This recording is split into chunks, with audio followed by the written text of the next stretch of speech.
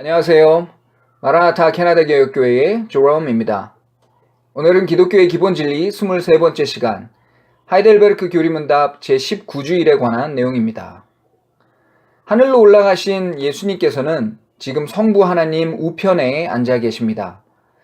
이것은 성경의 표현을 그대로 가져온 것이긴 하지만 실제적인 상황 묘사가 아니라 은유적인 표현입니다. 그리고 그 뜻은 이렇습니다. 먼저 자리, 흔히 보좌라고 하는 것은 왕의 자리를 뜻합니다. 사극 같은 데 보시면 대신들과 왕이 어전 회의를 할 때 신하들은 쭉 줄 맞춰서 서 있고 왕은 저 끝에 한참 높은 단상에 커다랗고 번쩍번쩍하는 의자를 놓고 앉아서 그 회의를 주재하지 않습니까? 딱 그 그림입니다. 그 자리에 앉아 있다는 말은 절대적 통치자이자 모든 일의 심판자로서의 권위와 위치에 있다는 뜻입니다. 하나님의 왕 되심을 보여주는 표현이죠. 그리고 그 자리의 우편, 즉 오른쪽은 그 권력과 권능을 전해받는 것을 뜻합니다. 다시 말해서 예수님께서 승천하셔서 성부 하나님의 그 절대자로서의 권한을 넘겨받으셨다는 말입니다. 그러니까 오른쪽 왼쪽 하는 실제 방향의 문제가 아니라 권력을 상징하는 것이 오른쪽의 의미입니다. 네가 나의 오른팔이다 하는 것처럼 말이죠.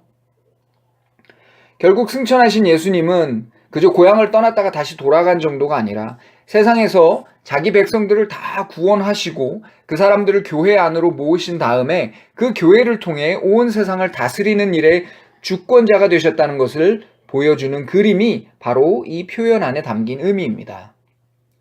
자, 그럼 이제 절대 권력자이신 예수님께서 온 세상을 다스리시는 그 통치의 수단이 되는 교회, 그 교회에게는 어떤 좋은 점이 있을까요? 우선 세상을 떠나가시며 약속하셨던 것이 바로 그분의 거룩한 영, 즉 성령님을 보내주시겠다는 것이었습니다.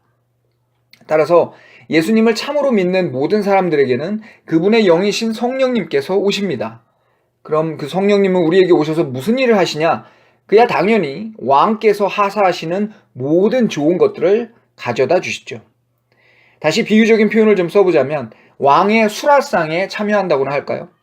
매일, 매 끼니, 그것도 평생, 또 삼시세끼 밥을 먹는 것뿐만 아니라 평소에도 왕의 취니부대, 즉 왕의 직속 바디가드들이 나를 매 순간 지켜줍니다. 언제 어디서 어떤 위험이 닥치더라도 최고의 정예부대 요원들이 근접거리에서 나를 둘러싸고 그 모든 위험으로부터 나를 지켜주는 것이죠. 이것이 성령님께서 모든 믿는 자들에게 오셔서 하시는 일의 핵심입니다. 말 그대로 핵심입니다.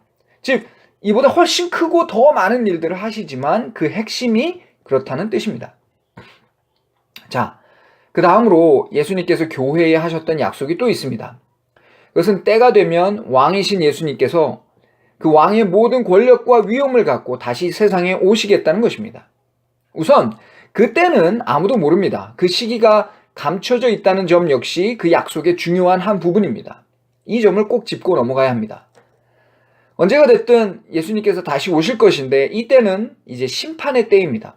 비로소 누가 왕의 백성과 신하인지, 누가 왕의 대적이고 원수인지를 아주 깔끔하고 분명하게 갈라서 그에 합당한 심판을 내리시는 때입니다.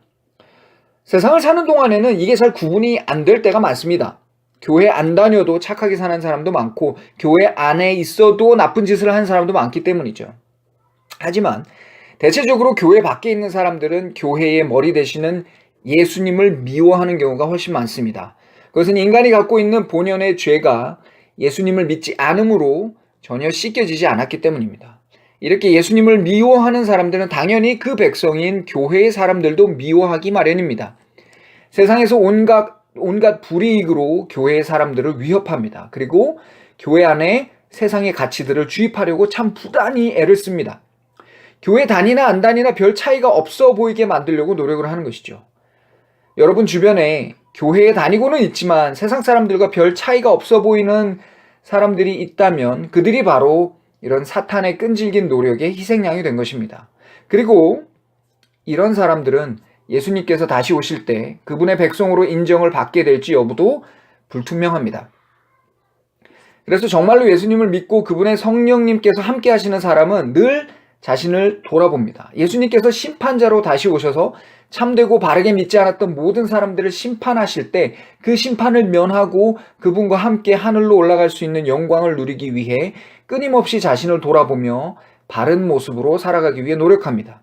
이런 노력 자체, 그리고 그렇게 노력하고자 하는 마음 자체가 성령님께서 그 사람에게 주시는 선물이고, 그런 선물을 맛본 사람은 교회 밖에서 아무리 괴롭히고 협박하고 유혹해도 당당히 머리를 들고 기쁨과 평안 가운데 하루하루를 살아갈 수 있게 됩니다.